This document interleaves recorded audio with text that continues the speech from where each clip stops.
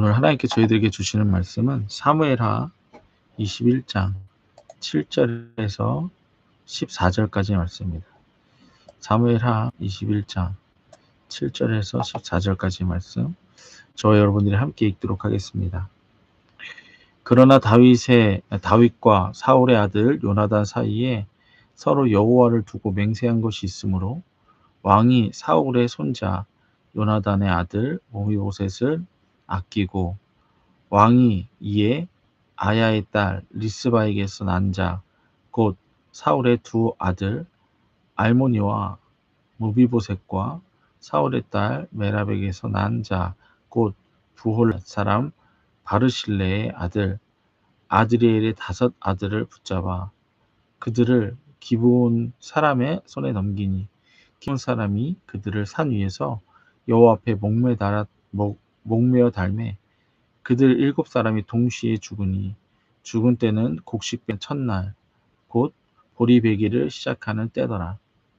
아야의 딸 리스바가 굵은 베옷을 가져다가 자기를 위하여 바위 위에 펴고 곡식 빼기 시작할 때부터 하늘에서 비가 시체에 쏟아지기까지 그 시체에 낮에는 공중의 새가 앉지 못하게 하고 밤에는 들짐승이 범하지 못하게 한지라.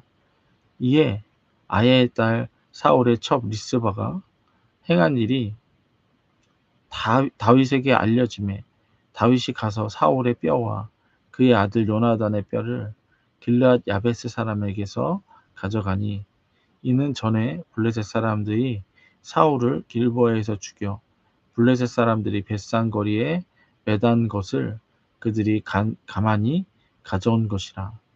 다윗이 그곳에서 사울의 뼈와 그의 아들 요나단의 뼈를 가지고 올라오매 사람들이 그를 달려 죽은 자들의 뼈를 거두어다가 사울과 그 아들 요나단의 뼈와 함께 베냐민 땅 셀라에서 그의 아버지 기스의 묘에 장사하되 모두 왕의 명령을 따라 행하니라. 그 후에야 하나님이 그 땅을 위한 기도를 들으시니라. 아멘. 오늘 말씀의 제목은 당장의 죽음보다 영원한 하나님의 언약을 바라보라. 당장의 죽음보다 영원한 하나님의 언약을 바라보라 라는 제목으로 말씀을 전하도록 하겠습니다. 어제부터 오늘 말씀의 이제 큰 이슈는 무엇이냐면 지금 현재 다윗이 왕으로 있는 이 상태에서 아주 이전에 이스라엘이 가나안 땅에 들어올 때 여호수아와 기브온 사이에 맺었던 언약 때문에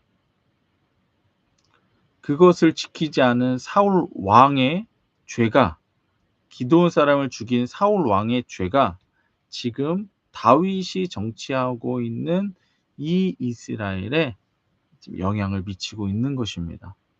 그러니까 하나님께서는 하나님의 이름으로 맺은 언약이 계속해서 언젠가 끊어지기 전까지 계속해서 진행되고 있음을 말씀해 주시고 있는 것입니다. 언제까지 진행이 될까요?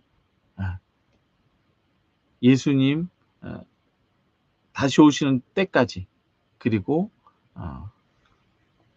그 이후까지 하나님의 언약은 계속 기억되어지고 있다라는 것입니다. 그래서 예수님께서 말씀하시는 게 하나님의 말씀은 영원하다고 말씀을 해주시는 것입니다. 그래서 오늘 말씀에서는 이제 그 기브온 사람들에게 다윗이 가서 자기의 땅에 기근이 있으니까 3년 동안 기근이 있으니까 하나님께 물었더니 사울이 기브온 사람들과의 언약을 지키지 않았기 때문이다. 지키지 않고 죽였기 때문이다.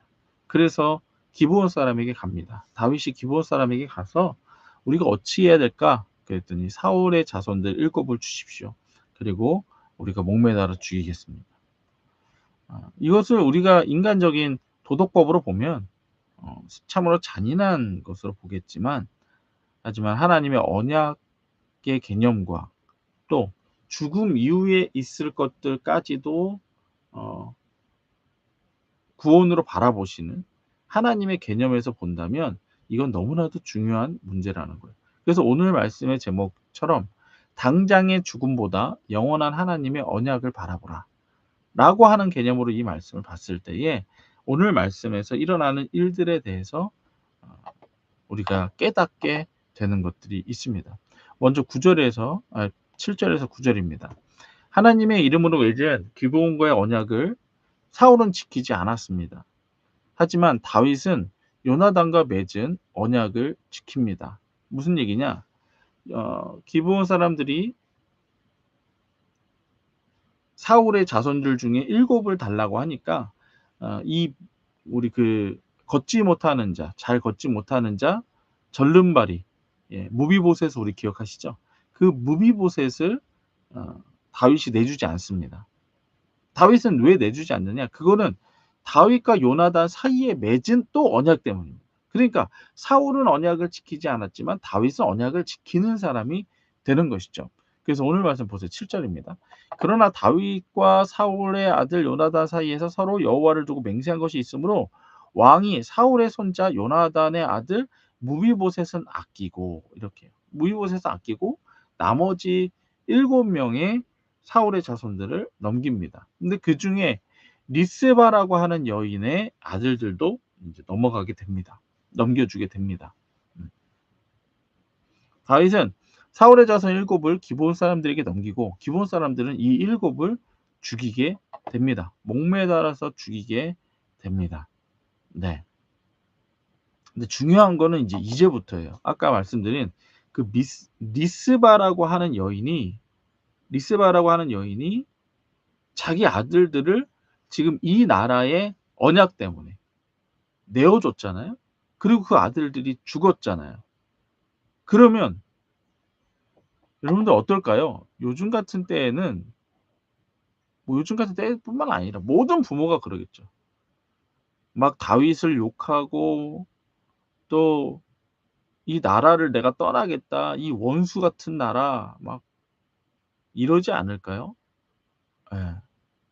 근데 오늘 말씀에서 이 리스바는 하나님 앞에 기도하기 시작합니다.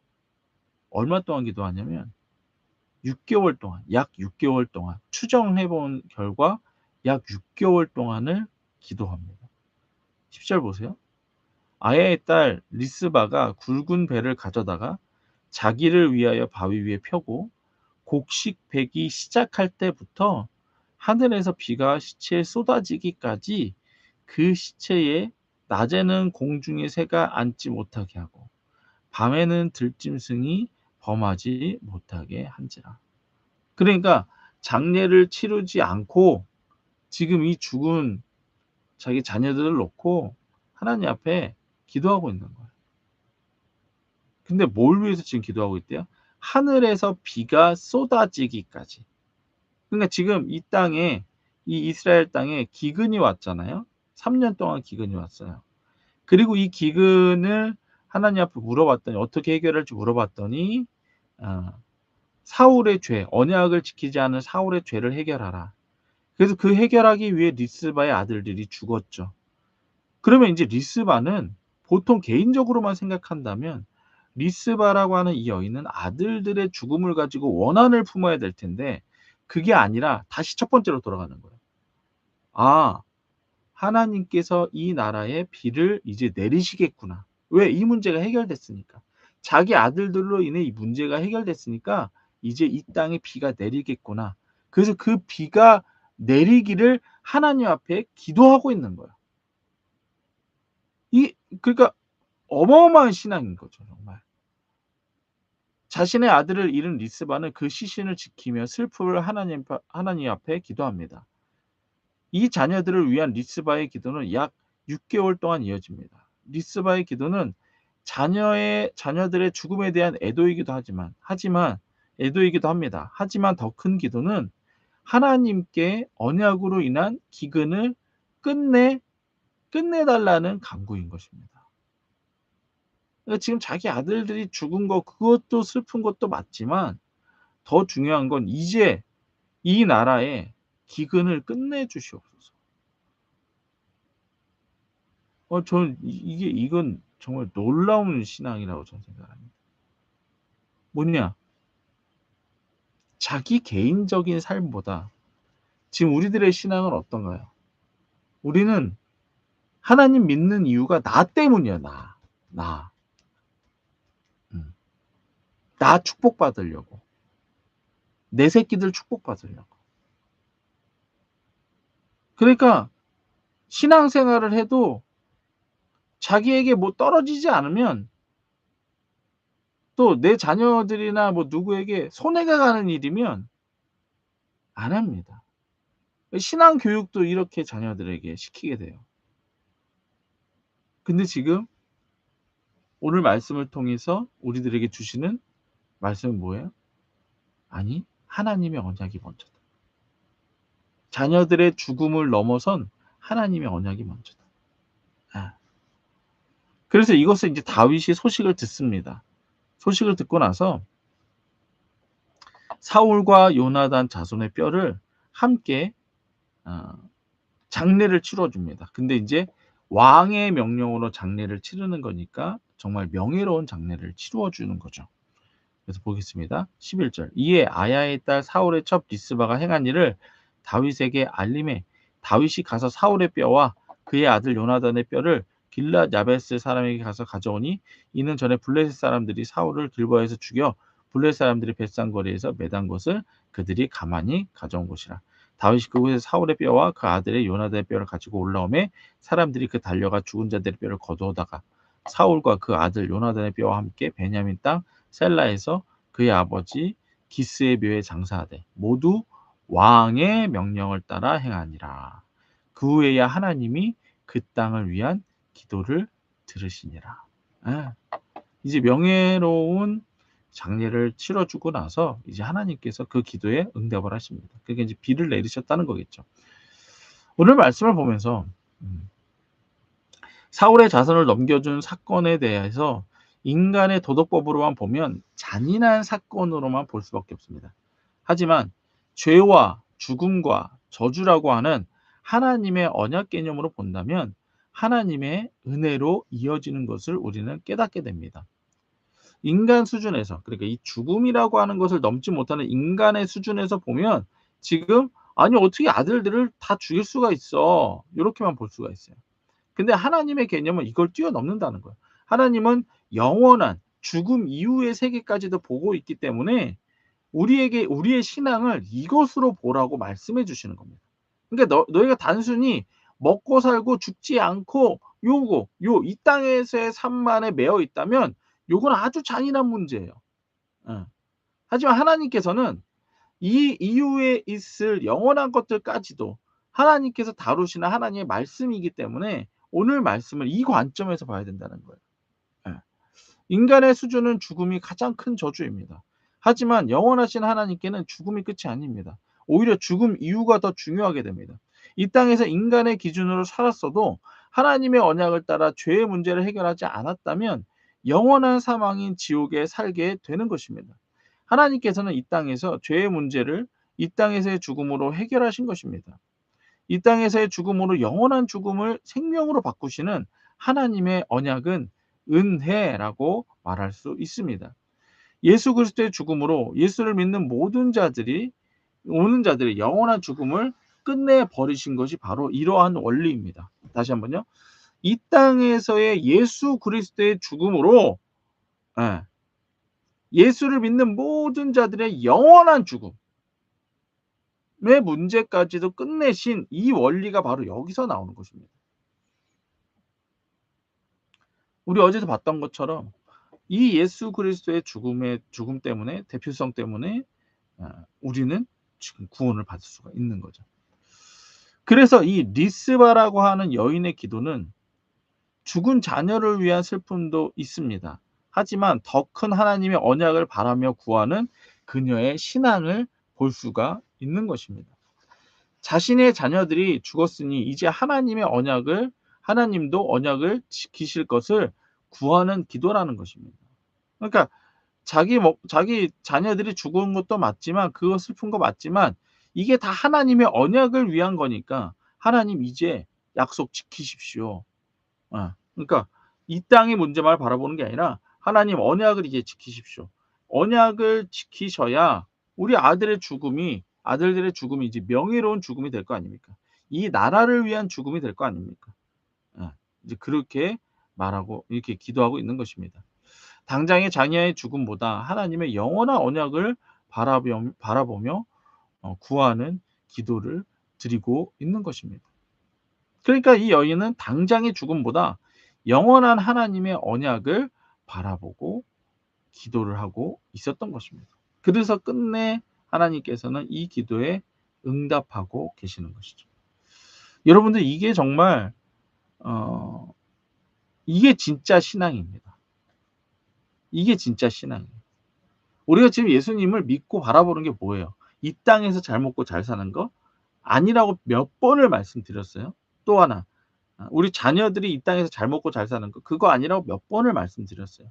제가 여러분들 우리 예수가정교회 성도님들 한 사람 한 사람 을 위해서도 기도하고 우리 예수가정교회 자녀들을 위해서도 무엇을 놓고 기도하냐면 우리 자녀들 나중에 뭐 유명한 사람이 되게 해 주세요. 아니 저는 그거 별로 기도 안 합니다.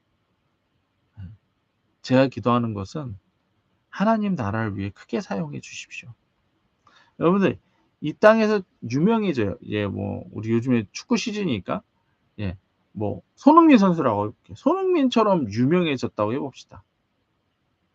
죽고 나서 하나님이 "야 너 축구 잘했다." 그거 말씀하실까요? 예수님이 "야 손흥민 너 축구 잘하더라." 이런 거 뭐 얘기할까요? 예. 제가 유명한 뭐 목사가 돼서 예 교회를 크게 세웠다고 하나님이 기뻐하실까요? 아니에요. 하나님이 기뻐하시는 것은 영혼 구원에 있습니다. 영혼 구원.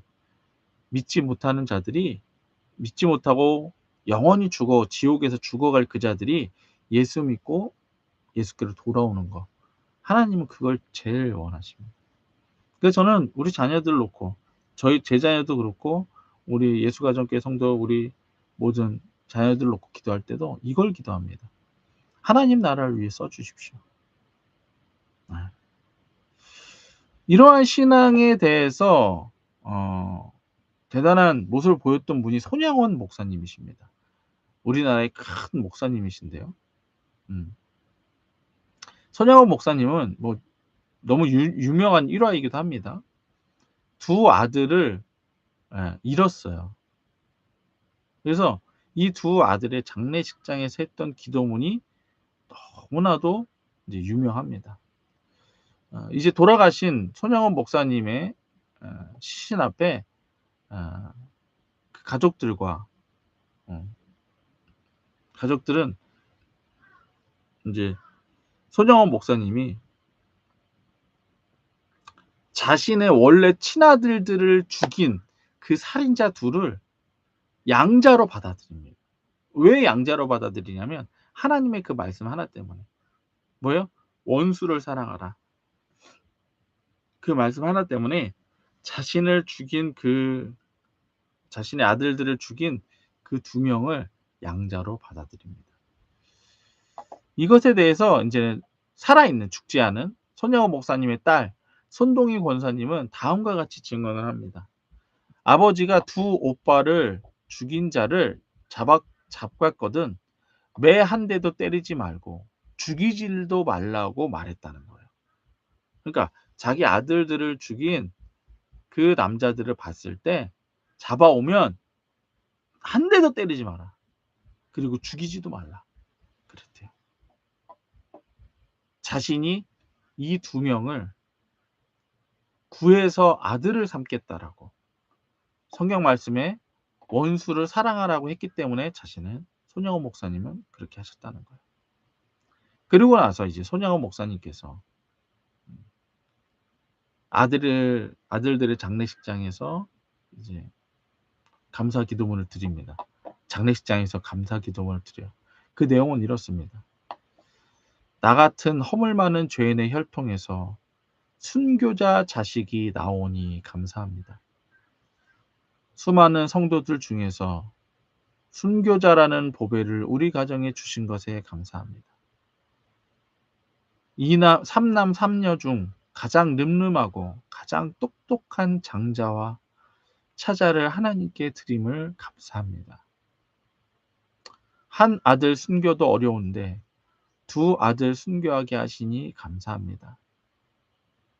예수 믿다가 와석 종신하는 것도 복인데 복음 전하다가 순교하니 감사합니다. 아들이 미국 가기 위해 준비 중이었는데 미국보다 더 좋은 천국 가게 하시니 감사합니다. 아들을 죽인 원수를 아들 삼을 수 있는 마음 주시니 감사합니다. 아들의 순교의 열매로 하나님 자녀들이 나온 것을 보니 감사합니다. 위의 8가지 진리를 기쁨으로 깨닫게 하시니 감사합니다. 과분한 축복 누리게 하심에 감사합니다. 손양호 목사님은 정말 지금 이 땅에서의 죽음보다 영원한 하나님의 나라의 삶을, 그 약속을 보셨던 겁니다. 그러니까 지금 보면 이 당시에 미국 유학 준비했다고 하면 엄청나게 똑똑한 아들이었던 거예요. 그런데도 그 죽음에 대해서 감사하고 있는 거죠. 제가 이번 선교를 준비하면서 중국 땅에 가장 먼저는 중국 땅에 있는 그 영혼들을 위해서 가는 것입니다. 하지만 두 번째로는 함께 갈 우리 자녀들이 복음의 현장을 눈으로 보게 하려는 거예요. 거기서 우리가 지금 기도한 대로 회개의 역사가 일어나고 또 치유의 역사가 일어나고 막 사람들이 예수께로 돌아오는 그 놀라운 은혜의 역사들이 일어날 겁니다. 그걸 우리 자녀들이 눈으로 확인한다면, 자신들의 눈으로 그걸 확인한다면 이 자녀들이 어떻게 크겠습니까? 아, 이게 진짜 복되구나. 이게 진짜 기쁜 일인 거구나. 은혜의 일인 거구나. 그걸 경험하는 현장이 되기 때문이에요. 누가 이걸 줄 수 있겠습니까? 이 선교의 현장에 자녀들을 데리고 간다? 예. 이거만큼 복된 일은 없는 것입니다. 당장의 죽음보다 하나님의 영원한 언약을 바라보는 자의 기도는 다릅니다. 당장의 죽음보다 하나님의 영원한 언약을 바라보는 자의 삶은 다릅니다. 하나님의 언약을 이루신 예수님 앞에 살기 위한 기도보다 죽음도 아끼지 않는 기도를 하게 되는 것입니다. 죽음 앞에서도 감사하는 기도를 하게 되어 있습니다. 죽음보다 영원한 구원을 바라보는 기도를 하게 되어 있습니다. 말씀 적용입니다. 지금 내가 구하는 자녀를 위한 기도 제목은 무엇입니까? 오늘 말씀 보니까 참 우리가 구하는 자녀를 위한 기도 제목 다시 한번 돌아보게 됩니다. 두 번째, 우리 자녀를 위해 진정으로 필요한 기도는 무엇일까요? 오늘 말씀에서 저희들에게 주셨던 것처럼 하나님 나라를 위해 쓰임 받는 자녀들 되게 해달라고 하는 것이 가장 큰 기도 제목입니다. 첫 번째는 구원받는 것이요. 우리 자녀들이 예수 믿고 구원받는 것이요. 두 번째로는 그 삶을 하나님 나라를 위해 크게 쓰임 받는 것. 이게 가장 필요한, 가장 귀한 기도 제목인 줄로 믿습니다. 세 번째, 하나님께서는 우리 자녀를 위해 주신 가장 귀한 축복은 무엇일까요? 예수 믿는 거죠. 우리 자녀들에게 있어 가장 큰 축복은 예수 믿는 겁니다. 예수 믿고 예수님과 함께 사는 것. 그게 가장 큰 축복인 줄로 믿습니다. 우리 고백하겠습니다. 예수 내 구주, 나는 하나님 자녀의 권세를 가졌다. 예수 내 구주, 나는 하나님 자녀의 권세를 가졌다. 예수 내 구주, 나는 하나님 자녀의 권세를 가졌다. 우리 선교를 위해 함께 기도해 주십시오. 선교하는 자들이 예수 이름으로 성령 충만하게 하여 주옵소서. 선교하는 자들의 삶으로 담대하게 복음을 전하게 하여 주옵소서. 임경희 집사님에게 예수의 이름으로 성령의 지혜가 넘치게 하여 주옵소서. 통성으로 기도하겠습니다.